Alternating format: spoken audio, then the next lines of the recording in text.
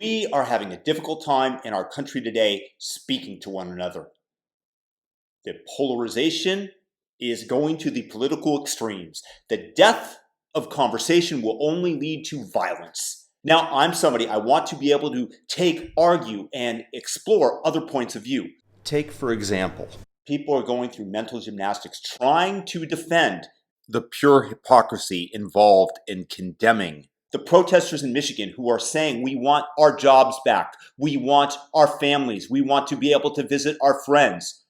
They decry that, the medical establishment, the politicians, the leftists, but they are openly defending the medical practice of Black Lives Matter protests. People packed like this together. And when you point out the hypocrisy of this, they go to great lengths to educate you in the Mao's tradition of demeaning you, of telling you what a rotten person you are. And when you calmly respond back, they defriend you. Another person with a different vantage point, gone from their circle. And people with a messed up ego can do these mental gymnastics to convince themselves they're awesome when really they're just douchebags. I actually have a longtime friend, after I quoted an FBI crime statistic, who decried me a white nationalist. This is somebody that I've broken bread with probably 100 times in the course of our lives. He is no longer talking to me. A white nationalist for citing an FBI statistic. I'm showing you how the unwillingness to speak, and it's almost exclusively, sorry, I believe this to be accurate, coming from one side of the aisle. I'm not saying that there isn't anybody on the right-hand side of the aisle that just screams libtard and refuses to engage in any more conversation. There are, but you see what's going on social media today. You see how you cannot say anything that remotely counters the narrative of Black Lives Matter without being taken out to the woodshed, without being fired. Some principal said that she would not support Black Lives Matter in all its guises as an organization. Not that Black lives don't matter, she said, but because I don't believe in the political ideology of the movement, fired. Mayor of Fremont, who wouldn't take a knee, is now attempting to be forced to by certain segments of the voters. She said that she will only kneel before God. These are sadly one of innumerable number of examples of the left going completely berserk. So what are the political ramifications of this? What are the ramifications for our country? Normally you see the bell-shaped political curve. Most people are in the center, and on the extreme you have the fringe weirdos on the right and on the left. At least this is how it's normally been. Now that the fringe on the left is just burning everything down, taking down the left centrist with them, they are giving you the option, join us or die. These Twitter Robespierres, to quote Matt Taibbi in his new article, which I highly recommend, I'll include a link in the description, are burning down the left side of the politics as they try to overtake the nation. Now, what does this do? This leaves the people in the center the option to bend the knee to them, to kowtow to them, and secretly either despise them or, this is the sad other option, become radicalized because they can't stand the notion that intellectually they were weak, that they bent the knee to this fringe ideology, and thus they are forced to accept it. It's a little bit similar to what they did in Vietnam, except in Vietnam you had to do it by your own volition. You had to, in order to get very minor benefits from the Vietnamese who imprisoned you, you had to write one little thing bad about America, one thing that you didn't necessarily agree with. And this is the same thing that the left is doing today, except they are doing it with a little bit more of a cudgel, a little bit more of a force, so it won't be as effective. But the model of the story is that in Vietnam, these people quickly became very anti-American because they had to defend in their minds all the reasons that they didn't like America. They believed that they wrote this out of their own volition, and therefore their minds changed regarding their country. And they became propaganda pieces for the North Vietnamese government.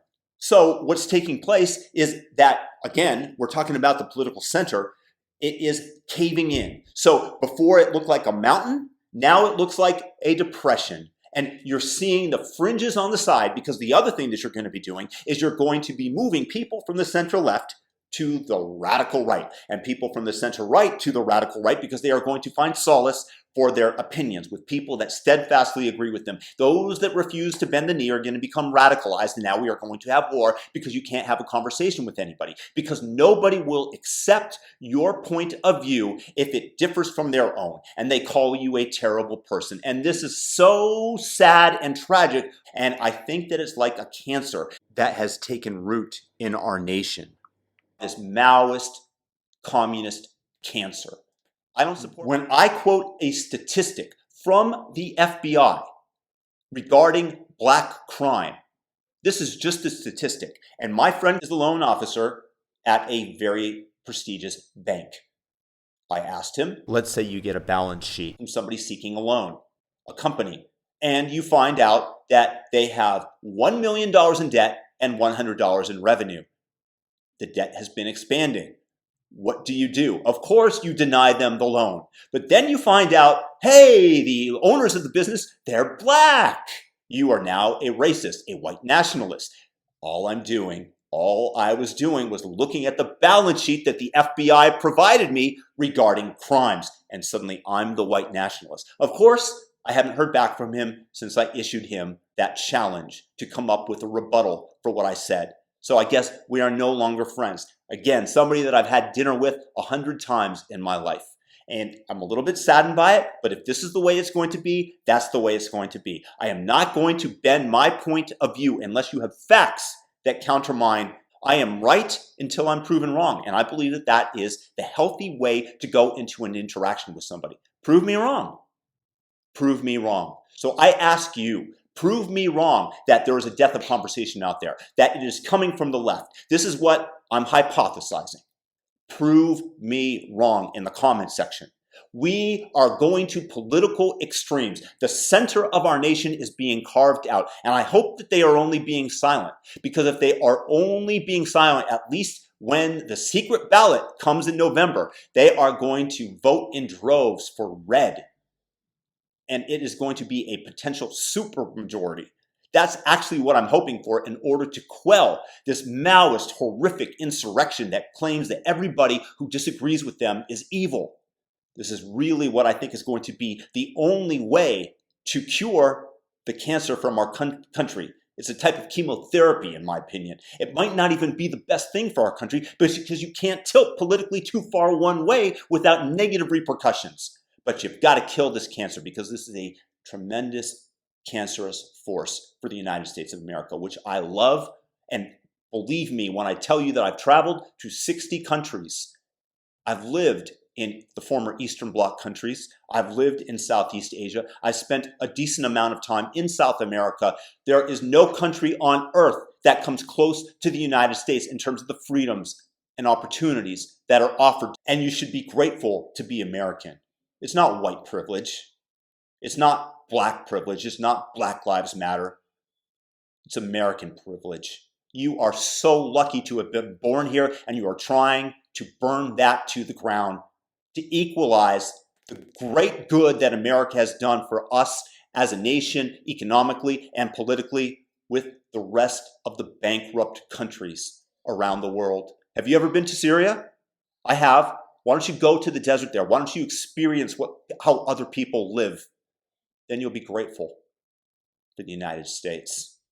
Look at it in contrast, not to utopia, but to the rest of the world. So I challenge you in the comments. Tell me how I'm wrong. Go ahead. Until then, peace and blessings, and feel free to subscribe. Peace out.